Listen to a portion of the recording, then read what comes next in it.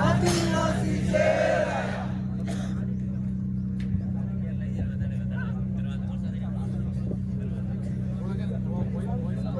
सभी साथियों को जय जोहार। मेरा वक्तव्य शुरू होने से पहले मैं ये जो धरती है बासिया सरपोटा की धरती को नमन। इस मंच पे जो जिनकी प्रतिमाएं लगी हैं, इन सारे महापुरुषों को मेरी ओर से नमन करना चाहूंगा।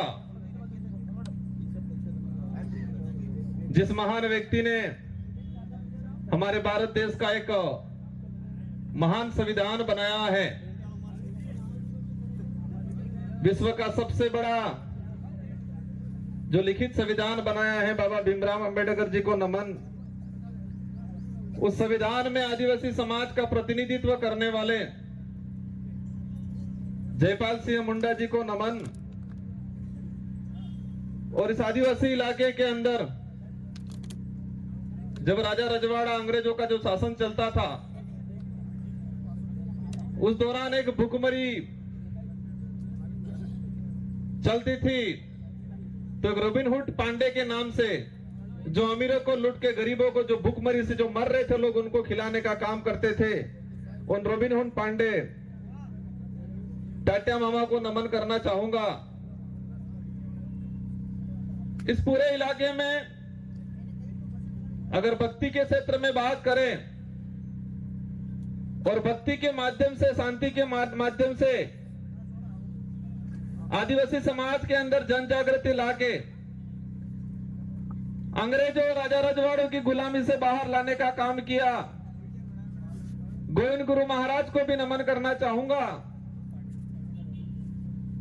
इन्हीं क्रम में हमारे जितने जो योद्धा हैं, और हम मामा बालेश्वर जी को नहीं भूल सकते, जिन्होंने इस बांसवाड़ा पूरे जिले के अंदर आदिवासी समाज हो या अन्य समाज हो, सारे समाजों को एकजुट करके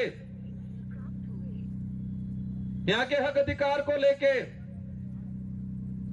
इस क्षेत्र में काम किया। उनको भी नमन करना चाहूंगा। और मैं कोशिश करूंगा कि जितने जो महापुरुषों के मैंने जो नाम लिए,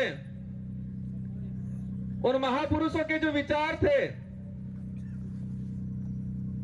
उन विचारों को जन जन तक पहुंचाने के लिए उन्होंने जो संघर्ष किया, उन्हीं विचारों को आगे बढ़ाने का काम मैं और मेरी भारतीय आदिवासी पार्टी करेगी। और आने वाले समय में अनवरत करती रहेगी। इन विचारों को आगे बढ़ाएंगे। साथियों, पूर्व वक्ताओं ने हर प्रकार की बात बताई, हमारे क्षेत्र की बात बताई, आदिवासी समुदाय के हक अधिकार को लेकर बात बताई। और ये हमारा जो देश एक लोकतांत्रिक देश है, और उस लोकतांत्रिक देश में विचारों के आधार पे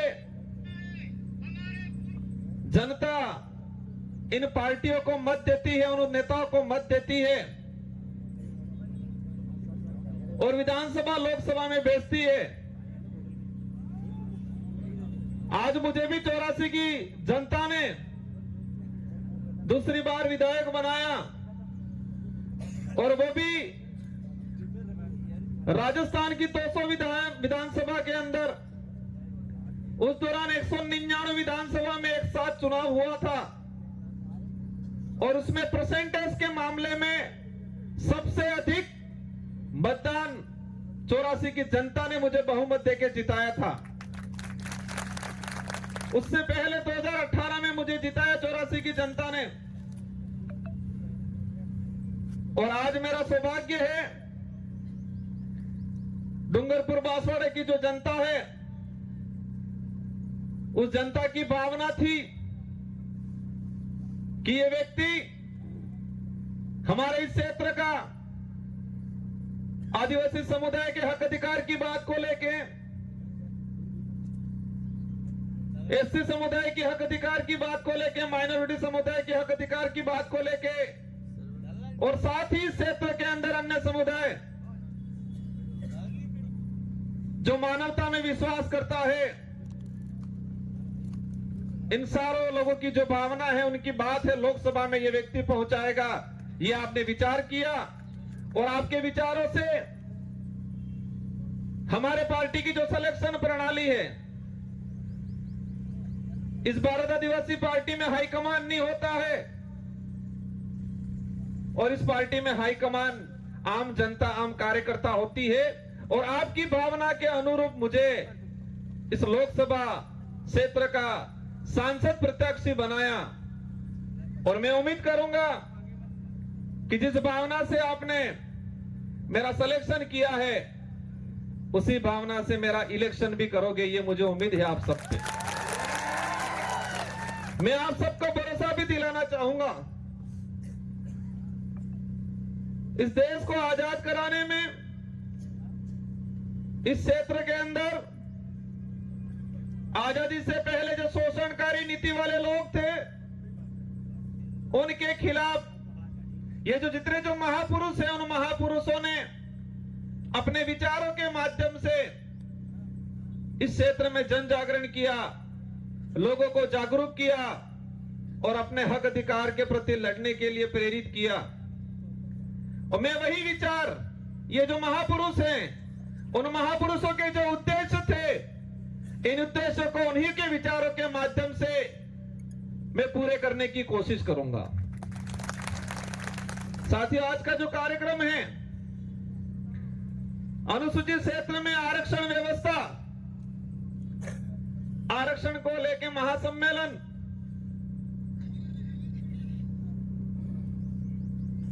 ये जो शब्द है, ये शब्द आते ही कई सवाल पैदा करता है अपने दिमाग में कि हमारा देश का संविधान लागू हुआ 1950 को, और आज 2024 हो गया, और अभी तक उस संविधान के अंदर जो प्रावधान थे, उन प्रावधानों को आज तक धरातल पे लागू नहीं किया। उस बात को लेके बांसवाड़ा, डूंगरपुर और पूरे देश का एसटी एससी माइनॉरिटी समुदाय संविधान को धरातल पे लागू करो, उस बात को लेके आंदोलन कर रहा है। बड़े दुख की बात है कि संविधान बना और देश पे जो लागू हुआ, हम कहते हैं 26 जनवरी 1950 को, लेकिन मूल रूप से उसके संविधान के अंदर जो प्रावधान थे, वो प्रावधान आज तक धरातल पे लागू नहीं हुए हैं। और देश के अंदर हमारे राष्ट्रीय पार्टी के लोग कहते हैं देश विकासशील से विकसित हो रहा है, कहते हैं विश्व के अंदर हमारे भारत देश एक विकसित राष्ट्र की श्रेणी में आने लग गया है। लेकिन देश के अंदर देखा जाए, आज से 5 साल पहले जिस 5वीं स्कूल के अंदर 70 बच्चे पढ़ रहे थे, और आज उसी 5वीं स्कूल के अंदर 35 बच्चे पढ़ रहे हैं। आज से 5-10 साल पहले हमारे देश के प्रत्येक नागरिक पे जो कर्जा था, और आज देखें वो कर्जा 4 गुना तेजी से बढ़ रहा है। आज जो कुपोषण का जो स्थिति है, आज से 5 साल पहले जाएंगे तो इतना कुपोषण नहीं मिलेगा जितना आज कुपोषण है। जो देश में मीडिया के माध्यम से, मैं सारे मीडिया पे सवाल नहीं करना चाहता, लेकिन कुछ मीडिया वाले ऐसे लोग हैं जो देश की सच्चाई को छुपा रहे हैं और पार्टियों के इशारों पे, सरकारों के इशारों पे इस देश के लोगों तक गुमराह करने वाली बातें फैलाई जा रही है। इस देश के लोगों को अंधकार में रखा जा रहा है, और हम देश में वर्तमान देख सकते हैं। मेरा वक्तव्य, हमारे पूर्व वक्ताओं ने कहा हमारे ही समाज के कुछ पढ़े लिखे अधिकारी कर्मचारी कहते हैं, हमारे समाज के जो नेता कांग्रेस बीजेपी में दिग्गज बने हुए हैं वो कहते हैं आरक्षण पूरा मिल रहा है। कोई कहता है आरक्षण की जरूरत नहीं है, कोई कहता है कि आरक्षण मिलना था मिल गया और फालतू गुमराह कर रहे हैं। हमारे क्षेत्र की जनता विचार करती है, हम कहते हैं आरक्षण मिलना चाहिए, वो कहते हैं आरक्षण मिल गया, कोई कहता है आरक्षण पूरा मिल रहा है। और हमारे क्षेत्र की जनता कंफ्यूज रहती है कि हकीकत क्या है। हमारा पढ़ा लिखा बेरोजगार युवा वो भी कंफ्यूज रहता है कि आरक्षण क्या है। और दुख की बात यह है कि हमारे पाठ्यक्रम में बेमतलब की चीजें डाली जा रही है। अगर देश के अंदर आरक्षण को लेकर जो चल रहा है, कुछ लोग कहते हैं भ्रमित किया जा रहा है। देश के आरक्षित वर्ग को, युवाओं को अगर क्लियर करना चाहिए था तो संविधान के अंदर जो आरक्षण व्यवस्था रखी गई है उसको हमारे पाठ्यक्रम में लागू कर दिया होता तो आज हर युवा को पता होता कि मेरा रिजर्वेशन संविधान के अंदर इतना है, शेड्यूल एरिया में इतना है, नॉन शेड्यूल एरिया में इतना है।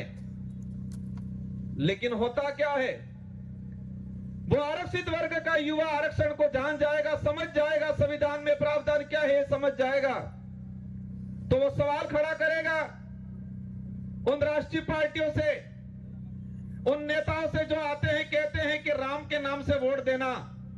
कहते हैं कि नहीं कहते हैं? इन लोगों ने कभी ये नहीं कहा कि बेरोजगारी खत्म करेंगे, बेरोजगारी खत्म करने के नाम से वोट देना, ये बोला उन्होंने? इस क्षेत्र में शिक्षा में गिरावट हो रही है, शिक्षा के क्षेत्र में हम काम करेंगे इसके नाम से वोट देना, ये नहीं बोला। और इस देश का दुर्भाग्य है कि इस देश में ऐसे नेता पैदा हुए हैं जो खुद के समाज का तो भला नहीं किया, लेकिन जिस पार्टी का खाया, जिस पार्टी में पद प्राप्त किए, ऊंचे ओहदे पे गए, उस पार्टी के भी नहीं हुए। जिस पार्टी के अंदर गए हैं उनको कहना चाह रहा हूं कि जो व्यक्ति उनके समाज का नहीं हुआ, जो व्यक्ति उसकी पार्टी का नहीं हुआ, वो तुम्हारा कतई नहीं हो सकता है। और इस क्षेत्र में देखा है मैंने, हमारे जनरल वर्ग के भाइयों को जाके ये भड़काते हैं, कहते हैं कि तुम चिंता मत करना, मैं तुम्हारे साथ हूं, ये बोलते हैं। तो हमारे उन भाइयों को भी कहना चाहूंगा, जो खुद के समाज का नहीं हो सकता है वो आपका कभी नहीं हो सकता है। ये विचारधारा सच्चाई को लेकर लड़ रहे हैं। ये विचारधारा, हम कहते हैं हम आदिवासी समाज में पैदा हुए हैं, मेरा पहला फर्ज बनता है कि मैं मेरे परिवार के लिए, मेरे समाज के लिए बात रखूं। साथ ही क्षेत्र के अंदर हमारे एसटी समुदाय के भाई हैं, माइनॉरिटी समुदाय के भाई हैं, इसके अलावा किसी भी वर्ग का गरीब भाई है, उसकी कोई भी बात होगी, कोई भी समस्या होगी, उसका निराकरण करेंगे हम लोग। और ये देख सकते हो हमारे 84 क्षेत्र के अंदर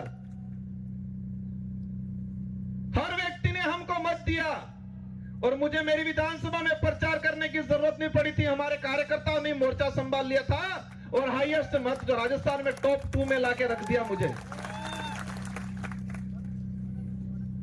आरक्षण व्यवस्था को लेकर कुछ आंकड़ा मैंने क्लियर किया है, अलग अलग डिपार्टमेंट की भर्तियों का, लेकिन इस मंच के सामने ही हमारे खाकी वर्दी वाले भाई दिख रहे हैं, इसलिए मैं उनके डिपार्टमेंट का कुछ आंकड़ा बता दूंगा।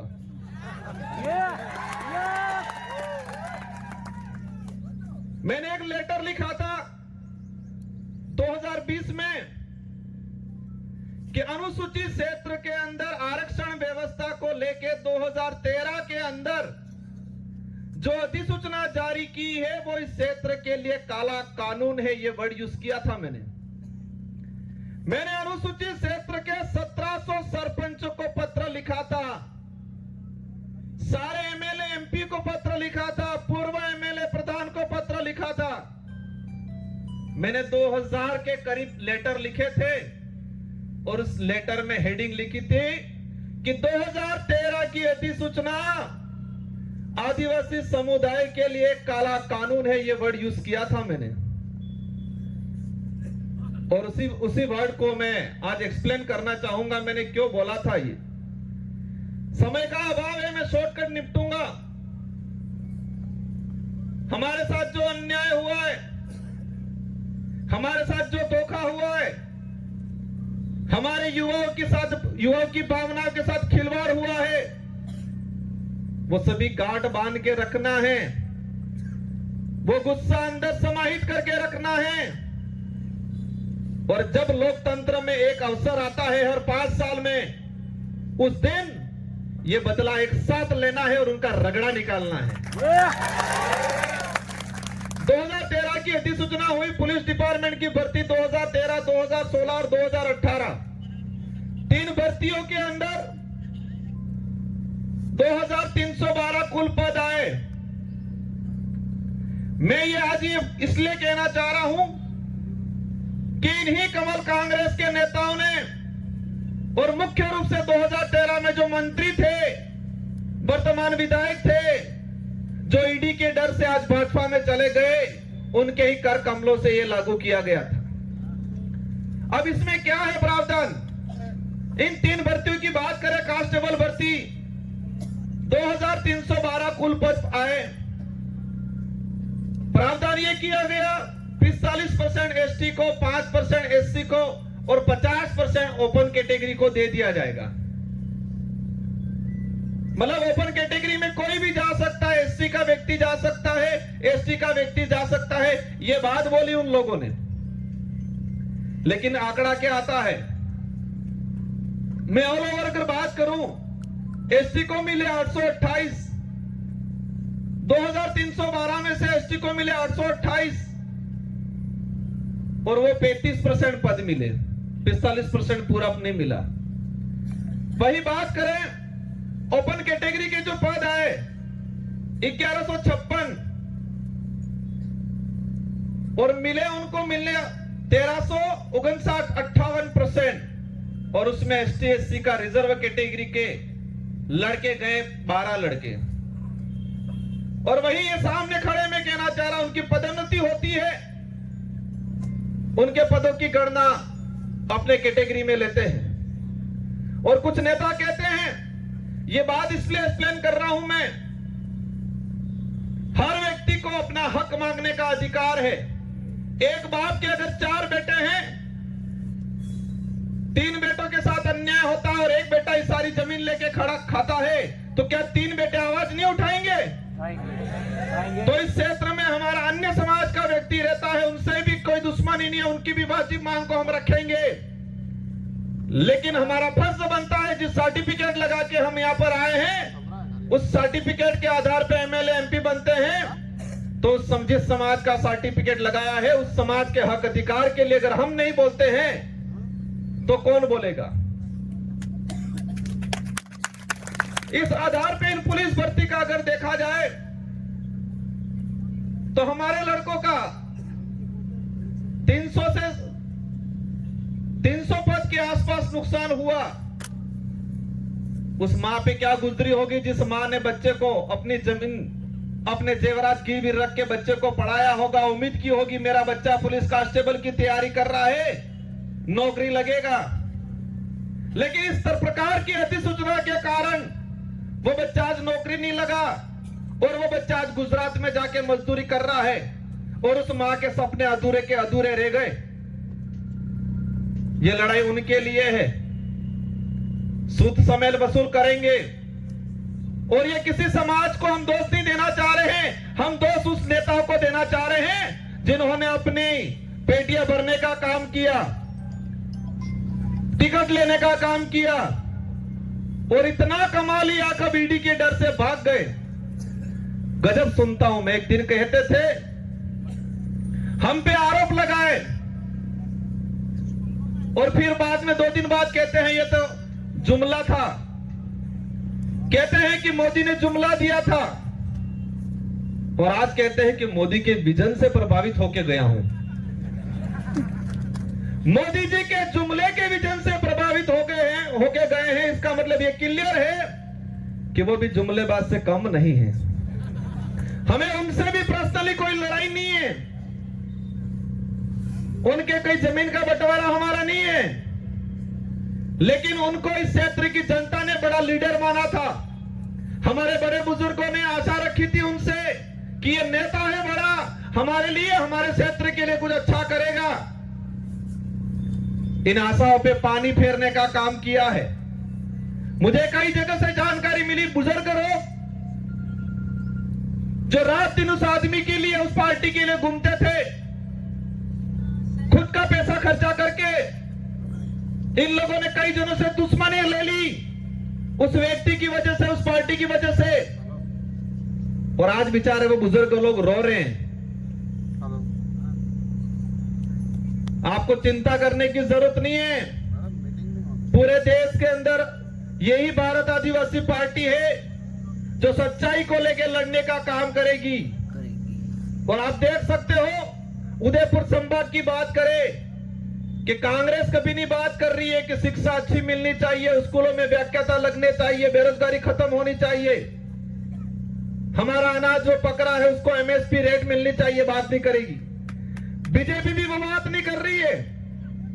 बीजेपी कह रहे हैं मैं किसी भगवान या किसी धर्म का विरोधी नहीं हूं, लेकिन जो धर्म के नाम से, भगवान के नाम से वोट लेके राज करने का काम करते हैं, ऐसे लोगों का मैं घोर विरोधी हूं और विरोध करता रहूंगा।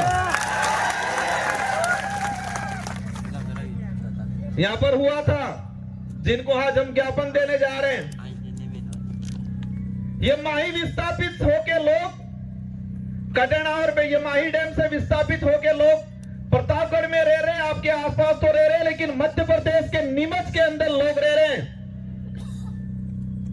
और जो ये डांस ऑफ इंडिया में जो 5 बच्चियां गई थी, जिनका आपने सबने नाम सुना होगा, गली गर्ल्स के नाम से जो लड़कियां हैं, नीमच में रहती है, झोपड़ियों में रहती है, उनके माँ बाप मजदूरी करते हैं, आज तक भी उनको जमीन का पट्टा नहीं मिला है। वो नीमच के नहीं है, ये माही से विस्थापित होके गए हुए लोग हैं।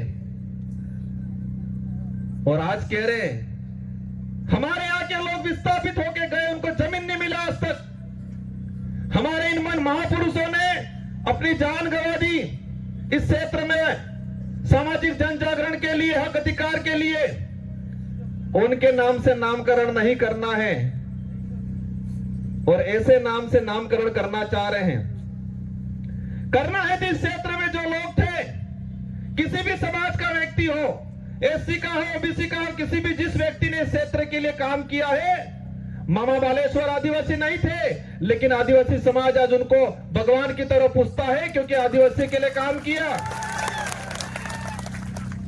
हम हर उस व्यक्ति का, हर उस समाज का सम्मान करेंगे जो मानवता में विश्वास करता है, और उस हर व्यक्ति और उस हर धर्म का विरोध करेंगे जो छुआछूत, भेदभाव, ऊंच नीच करता है, उन सबका हम विरोध करेंगे, क्योंकि ये देश संविधान से चलता है। और आज बात करें, एक नारा लगाया जा रहा है 400 पार। क्या नारा लगा रहे हैं? 400 पार। अंग्रेजों और मुगलों ने इस देश को कम लूटा था, उससे भी खराब स्थिति से ये लोग इस देश को लूट रहे हैं। इसका असर आदिवासी या एससी को ही नहीं है, इसका असर पड़ेगा हर वर्ग के व्यक्ति को, आने वाले समय में भुगतना पड़ेगा। ये लोग बहुत बुरी तरीके से इस देश को लूट रहे हैं। एक वक्त था 2013 के अंदर वो नारा लगाते थे वही वो व्यक्ति कि न खाऊंगा न खाने दूंगा, और आज जितने देश के अंदर खाने वाले लोग थे, उन सबको वो साथ में मिला के कह रहे कितना लाओ लाओ, बंटवारा करते हैं। ये सारी बातें होगी, लेकिन हमको करना क्या है? हमको उनको सबक सिखाना है, उन नेताओं को एहसास कराना है कि ये राजतंत्र नहीं, ये लोकतंत्र है, और इस लोकतंत्र में संविधान ने जनता को ताकत दी है, जिसे हम लोकतंत्र की कुंजी कहते हैं, जो वोट है। और हर 5 साल में उसका अवसर आता है। आज मुझे कहते हैं एमएलए साहब बहुत बड़ा दिग्गज आदमी है, बहुत पैसा है, कहते हैं टक्कर लेनी पड़ेगी, कहते हैं। मैंने कहा मैं नहीं लड़ रहा हूं, डूंगरपुर बांसवाड़ा की जनता चुनाव लड़ रही है, और ये जनता पैसों के लिए चुनाव नहीं लड़ रही है। ये जनता सुख सुविधाओं के लिए मेरे साथ नहीं है, ये जनता स्वाभिमान के लिए है। इस जनता के अंदर जो साथ मेरे साथ जुड़ रहा है, संगठन के साथ जुड़ रहा है, उस प्रत्येक व्यक्ति के अंदर स्वाभिमान जगा है, अपने आने वाली पीढ़ी के लिए कुछ कर गुजरने की ताकत जगी है, इसलिए मेरे साथ जुड़े। और देश के इतिहास उठा के देख लो, आजादी से पहले भी जो राजा रजवाड़ा या मुगलों की सेना होती थी तो सोना में भर्ती होता था सिपाही, तो सैलरी के लिए होता था, तनख्वाह मिलती थी, या किसी राजा से एग्रीमेंट होता था, सहयोग में पूरी सेना भेजता था, तो रियासत क्षेत्र की कुछ जमीन को लेकर सौदा होता था। लेकिन वो सेना युद्ध के मैदान में टिकती नहीं थी। और यही देश के इतिहास उठा के देख लो कि मुगल के अकबर के सामने इस देश के सारे राजाओं ने अधीनता स्वीकार कर ली थी, लेकिन महाराणा प्रताप एक ऐसा था जिसने मुगलों के सामने अधीनता स्वीकार नहीं की थी। देश के इतिहास में पढ़ाया जाता है, हमारे बड़े बुजुर्गों से सुनते हैं कि देश के अंदर सारे राजाओं ने अकबर की अधीनता स्वीकार कर ली, लेकिन राणा प्रताप ने अधीनता स्वीकार नहीं की, क्योंकि देश के अंदर अन्य जो राजा थे उनकी जो सेना थी वो सैलरी पे थी, तनख्वाह पे थी। देश के अंदर जो अन्य राजा थे उनके सहयोग में आई हुई सेना कुछ जमीन के लालच में आई थी मदद करने, लेकिन राणा प्रताप के साथ में जो सेना थी वो तनख्वाह वाली सेना नहीं थी, वचन वाली सेना थी, और वो भीलों की सेना थी। किसकी सेना थी? भीलों की सेना थी, पठानों की सेना थी। अगर वो तनख्वाह वाली सेना होती तो युद्ध के मैदान में टिकती नहीं। वो स्वाभिमान के लिए, अपने वचन के लिए गई थी राणा प्रताप के साथ, और इसीलिए देश के अंदर महाराणा प्रताप के नाम से उनको जाना जाता है। और उनके भाई थे शक्ति सिंह और जगमाल, वो भाई भी उनके साथ में नहीं थे। इससे यह सिद्ध होता है कि महाराणा प्रताप को किसने साथ दिया। उनके परिवार के लोग भी हट गए थे, वो भी मान सिंह की गोद में जाके बैठ गए थे। उस कुल के लोग हैं ये। और मुझे पता है कि कांग्रेस और बीजेपी के बहकाम में आके उनसे पैसा लेके ये काम नहीं करेंगे। ये लोग स्वाभिमान के लिए काम करेंगे, ये वचन के लिए काम करेंगे, आने वाली पीढ़ी के लिए काम करेंगे। मेरी बात को आप समझ गए होंगे कि हमारे लोगों ने महाराणा प्रताप को वचन दिया था, तनख्वाह नहीं ली थी। फौज में हमारे लोग भर्ती नहीं हुए थे, तनख्वाह की बेसिस पे नहीं हुए थे। पूरा गांव के सिपाही लोग, जवान लोग गए थे, वो वचन दिया था। और इस लड़ाई में, इस मैदान लोकसभा क्षेत्र में मुझे उम्मीद है पैसों वाली सेना नहीं टिकेगी, वचन वाली सेना टिकेगी। क्योंकि उनके साथ जो सेना है वो पैसों वाली सेना है, तनख्वाह वाली सेना है, दहाड़ी वाली सेना है, और हमारे साथ वचन वाली सेना है, स्वाभिमान से जीने वाले लोग हैं। बातें बहुत सारी हैं, मंच आएंगे उस पे करेंगे। हमारी लड़ाई सीधी सी है कि इस क्षेत्र में संविधान के अनुरूप आरक्षण लागू हो जाए। यहां का कलेक्टर, एसपी, संभागीय आयुक्त क्लियर कर दे कि संविधान के भाग इसमें 5वीं अनुसूची के तहत क्या प्रावधान है, कितना आरक्षण मिलना चाहिए। आरएस भर्ती की अगर बात करें, हमारी जो मांग है दूसरी, प्रशासनिक सेवा के अंदर हमारे यहां के लोगों को प्रतिनिधित्व मिलना चाहिए।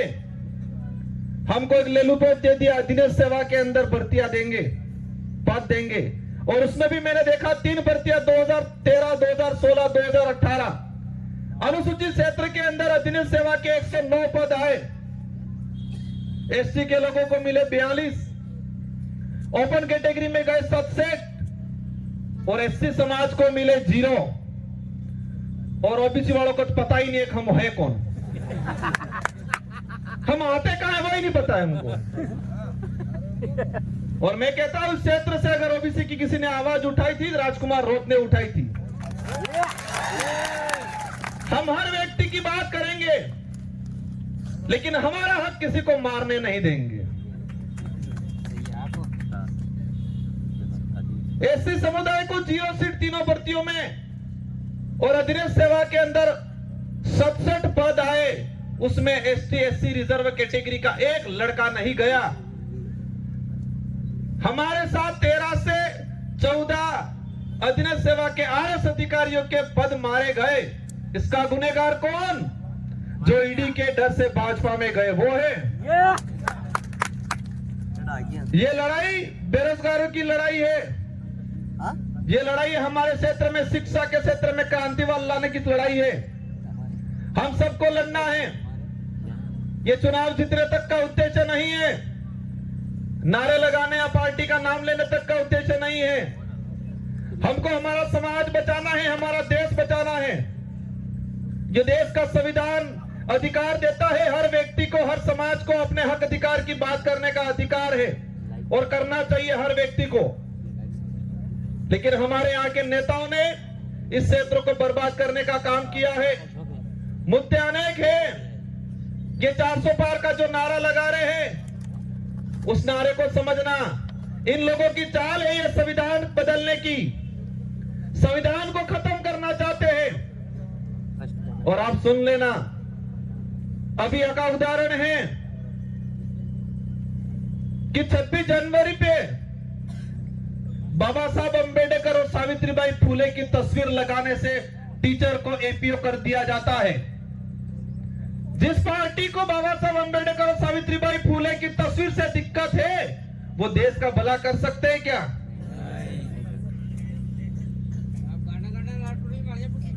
ये अंग्रेजों से भी बदतर स्थिति इस देश की करने वाले हैं, और हम सबको मिलके, और ये पार्टी कोई क्षेत्रीय पार्टी या इस डूंगरपुर, बांसवाड़ा, उदयपुर तक सीमित रहने वाली नहीं है। ये पार्टी अरब सागर से लगा के बंगाल की खाड़ी तक जितने जो स्टेट पड़ रहे हैं, और हमारे साथ हर व्यक्ति, हर जगह व्यक्ति जुड़ रहा है। हम सच्चाई की लड़ाई लड़ रहे हैं। आने वाले समय में मुझे उम्मीद है, मेरी एक बात पे आप गौर करोगे कि युद्ध के मैदान में सैलरी वाली जो तनख्वाह वाली सेना नहीं टिकती है, युद्ध के मैदान में वचन वाली और स्वाभिमान वाली सेना टिकती है, और वही सेना मेरे साथ है। मुझे पता है हमारे लोग गरीब है, कमजोर है हमारा कार्यकर्ता, लेकिन मुझे यह भी पता है कि उस व्यक्ति के अंदर जमीर जिंदा है, उसका स्वाभिमान नहीं मरा है। वो व्यक्ति डट के मुकाबला करेगा, और पूरे भारत की रोमांचक सीट ये होगी। और मुझे दुख भी है, मेरे 84 के कार्यकर्ताओं का दुख है, मेरा भी दुख है कि 84 की जनता ने शानदार मैंडेट दिया था मुझे। मेरी भी इच्छा थी मैं 84 के अंदर ही रहूं, मेरे कार्यकर्ताओं की भी इच्छा थी 84 के अंदर रहूं, लेकिन बांसवाड़ा वाले ही नहीं माने। और आपको ये तिरवाने का काम करना है, और ये बेड़ा पार करना है। इन्हीं शब्दों के साथ आप सबको धन्यवाद।